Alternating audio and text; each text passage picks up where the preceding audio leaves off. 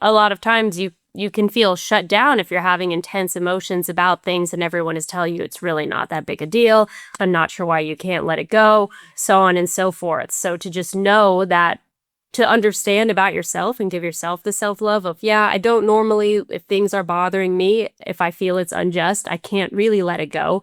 But what I can do, instead of combating that feeling with very illogical compulsions or actions that might embarrass me or make me feel ostracized from myself and from people around me, what's an action that I can take that feels good in my own body and mind? Because that helped me a lot on my journey with OCD towards self-compassion, is just trying to really understand the root of where it came from and how wonderful that root is and all the ways it can serve me, instead of just, I think the tendency when you have any sort of mental health diagnosis is just to imagine it as like this sickly part of your brain, but like the real you is actually the other 75% of your brain, and you're just figuring out how to live with this disorder or illness, if you want to call it that, but learning that you are one entire whole being, and that part of your mind comes from somewhere and can have some sort of a purpose. So how do you understand that and work with it so you can love that part of yourself too? Hope you enjoy a preview of this full episode, published exclusively as a bonus for our incredible online neuro-nerd community. This group is the backbone that keeps this podcast thriving, and you can find out more at therapistuncensored.com/join. Hey, you guys, while we know relationships are wonderful, they are also really hard. Many of us believe that they shouldn't be, that if we have good connection and good communication, things will just go smoothly. But it's really that belief that can make us feel stubborn and even more hopeless. So relationships take work. It does for Sue and I. We can make it look easy. It's not. And one of the ways is because many of us, we differ. We differ in what activates us, what makes us feel threat, the expectation, and it's these differences that are held in our body, not our thoughts. And they influence how we talk, how we love, how we fight. So holding that belief, if he or she or they could just understand me, if they love me, they do something different, is not really true. And we're talking about relationships with your partner, your teenager, your mother-in-law. So Sue and I have created an online course that can help you understand yourself and those you love in a different way. This is not just for therapists, it's for everyone. Although the good news is if you're a therapist, you can get CEs along the way, and all of you can use the visuals and the worksheets individually, or you can even use them in your own private practice. So while the course is based on our book, Secure Relating, Holding Your Own in an Insecure World, it is definitely not a replication of the book. We talk directly to you.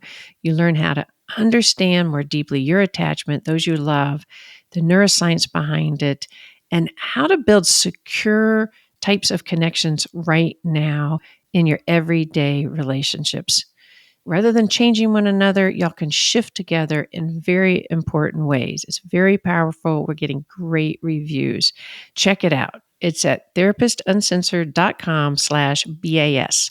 therapistuncensored.com/BAS. The BAS stands for Beyond Attachment Styles, the Science of Growing Secure Adult Relationships. And by the way, the cost of the course is about the amount of one individual therapy session, and yet you get hours and hours and hours of what we think is extremely valuable information. So check it out.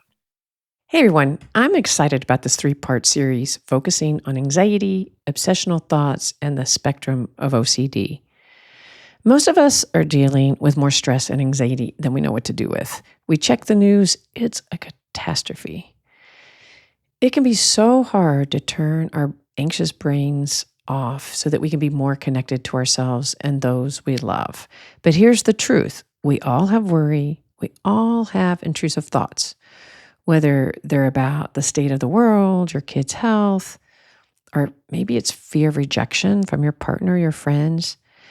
The question isn't whether we have them. It's when we do. When do they cross the line from normal to something that becomes a problem in our lives or even becomes obsessive, compulsive, and even debilitating? So this series is about understanding that difference and what to do about it. In the first episode, I talked to Dr. Jonathan Abramowitz. He's one of the leading researchers and clinicians on OCD and anxiety disorders in the country. And in this episode, John and I discuss what intrusive thoughts are He not only helps normalize them, but openly shares types of thoughts we have that we all have, but we're kind of scared to admit it because they're not who we are, but they're actually really common.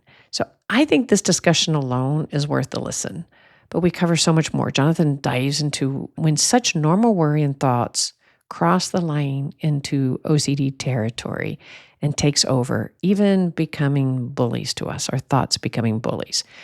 We discuss the broad spectrum of how OCD can manifest and how to distinguish OCD from the more rigid personality patterns that center more on order, control, and perfectionism. They're not the same thing. Anyway, most of our discussion centers on treatment. John comes from a primarily cognitive behavioral perspective. He discusses exposure and response prevention, ERP, which is the gold standard evidence-based treatment, not only for OCD, but other types of anxiety. And then in our second episode, you'll hear from Ally Kristan. She is a marine biologist, and I love this, a penguin expert who has lived with OCD for nearly 20 years.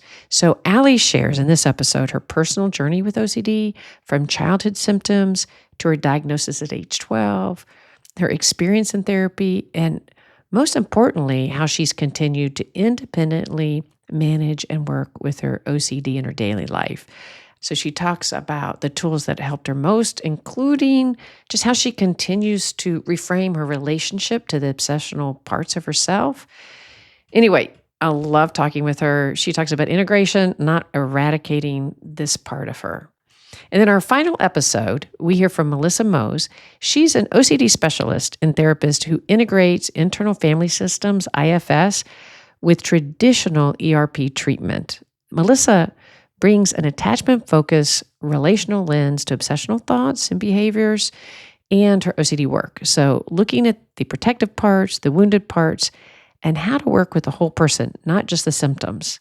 So she addresses how OCD shows up in families, how partners unknowingly enable it, and how healing happens when we approach OCD with compassion rather than force. It's such a powerful conversation. I learned so much. I think you will too. So listen to the whole series, or just independent. They don't have to go together. All right, let's jump in. Hi, Ally. Welcome to the show. I'm so glad you joined us. Hi, Aunt Kelley. Thanks. Wonderful to be here. So can we start? So many people think of OCD as what we see in the movies, like, hand washing, these kind of behavioral things are kind of our image of what OCD often is. Would you mind jumping in by starting, what is OCD not? Yeah, absolutely. I'd love to answer that question. And it's funny, I think that misconception was like the breaking point that was the impetus for me to finally write my book. I was watching Love is Blind, and one of the contestants was reorganizing the mugs in the shelf and said, "Oh, I'm so OCD. I just like the mugs to be ordered by color." And I was like, that's not what it is. Pop culture has such a misconception of obsessive compulsive disorder. And what happens is, and then everybody goes, "Oh my God, am I so OCD? I'm OCD." And they use it very, I think can be, even hurtful, I imagine, in how people sort of throw it around. Absolutely. It's very frustrating. And I hear people use, ADD as frequently as well when they probably have never had a diagnosis. OCD, people really commonly attribute it to the organization and the cleaning and the hand washing, which sometimes contamination OCD can be a factor, but obsessive compulsive disorder is truly debilitating to day-to-day life. It inhibits people's daily functions, which is how people are usually diagnosed with OCD. The thing about the contamination OCD and hand cleaning organization, although that is a factor of OCD, something that's difficult about it to understand is that that's still very logical, right? So if you've seen or read the book Turtles All the Way Down, most people associate with that with OCD, and it's a wonderful exemplification of contamination OCD, but you can still see the logic there where the main character who has OCD is just terrified of having a bacterial illness. And so she engages in compulsive hand washing and sanitizing, even to the point of swallowing hand sanitizer, which obviously we know is detrimental to your health, but you can see the logic of consuming hand sanitizer because you want to kill the bacteria within your body. That follows, a cause and effect line. For most people with OCD like myself, it's completely illogical. So I might, let's say it's the morning and I'm having cereal and my brother is going to work on his motorcycle, and I become particularly terrified that that day he's going to die in a motorcycle crash and he's not going to come home. And I'm thinking, well, my brother is the sixth person in my family. So the number 6 identifies us whole family being alive together tonight at the dinner table. So I'm going to have 6 spoonfuls of cereal in a row without breathing to exemplify the number 6, because that's how I'm going to make it so my brother comes home at the end of the day today instead of dying on the motorcycle. Logically, with OCD, you know that your cereal has nothing to do with what happens to your brother on the motorcycle that day, but you feel compelled to do something about that deep anxiety, even though it's completely illogical and has no bearing in reality. We're not out of touch with reality. We know that what we're doing doesn't make sense, but we just can't help do it anyway. So, yeah, OCD is very clearly not just a desire to be fastidious to cleaning or to be deeply organized or to like things being disinfected around your home. It really takes it to another scale of a deep fear and a concern that if you don't do something, something terrible is going to happen. So if you're organizing the cups in your cabinet like on Love is Blind and you're thinking to yourself, if the reds don't go with the reds and the blues don't go with the blues, then I'm going to wake up with a cancer diagnosis tomorrow. That's OCD. But if you're just thinking, oh, it would really bother me, it'd be kind of annoying, I'll probably want to rearrange them tomorrow, but there is no worst case scenario consequence, then that's not OCD. That's just really a personality quirk. So how would you differentiate somebody, though, that is drinking, or you are saying that even if it's illogical, there's an illogical part, but there are some individuals that have OCD that it is logical, but the kind of behavior. So if maybe cleaning is really, really pertinent, and of course you can get disease if something lands on your kitchen cabinet and things like that, that has a logical thing. But if I can't not, if not doing something brings me intense anxiety that is debilitating or maybe very extremely difficult, would you still classify that as OCD in your opinion? Yeah, I mean, I think that those words that you were using, intense anxiety, intense fear, debilitating to your normal life, that's usually my understanding of how therapists will classify the difference between just the way that you are and something that's obsessive compulsive disorders. If it's inhibiting your day-to-day life, like if you are late to work because you spent 30 minutes cleaning up the counter, even though it still looked clean because you were convinced that there might be a disease on the countertop that would get your child sick that evening, that's OCD. But if you're, just always cleaning up things around the house, but still seem able to get to your normal day-to-day functions just fine, that might not be classified as a total compulsive disorder. That's super helpful. Okay, thank you. And can you tell us a little bit, and I really appreciate you just writing a book and coming on our show to share your journey, because it's always therapists talking about, me talking about. And I really loved when I reached out to you, how open you were about you sharing your life story and your experience in everyday life. And I'm wondering if you would share, how did you and your parents discover that you did have OCD? Well, thank you. I really appreciate that. I could always kind of tell something was a little bit off since being a child. Some people have really traumatic moments in their lives that created the onset of their first OCD symptoms. Other people say it was kind of always there, and once it got worse and worse and worse, I finally realized what was going on. I'm a bit more of the latter. I was very concerned about things like my stuffed animals' feelings and pairing them together in little groups so nobody got hurt, but to the point of me having tears over it or in interfering my day-to-day life as a child. I often, I felt very intuitive and in touch with the world around me, but I would have intense moments of like anxiety and dis-ease with no clear reason. Everything in my childhood life was very stable and loving and nurturing. So when I started to get older, it amplified around the time of my grandmother's death, which was not I had a grandfather passed away as well, so I'm not sure what it was about this death at the time that really hindered me, but I think I was getting older and I was seeing my parents grieve, and I was more able to realize the difference between life and death and loss and terrible things that can happen.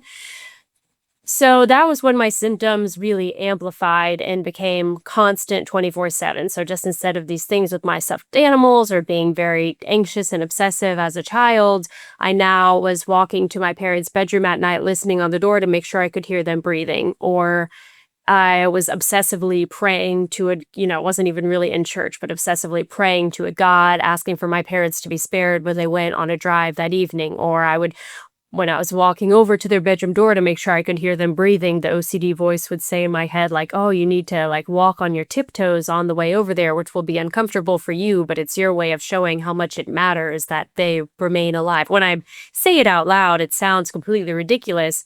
But that's kind of the thing about OCD, is knowing it's ridiculous, but you can't help it anyway because the anxiety and the fear is just so intense. You just want to make it be quiet.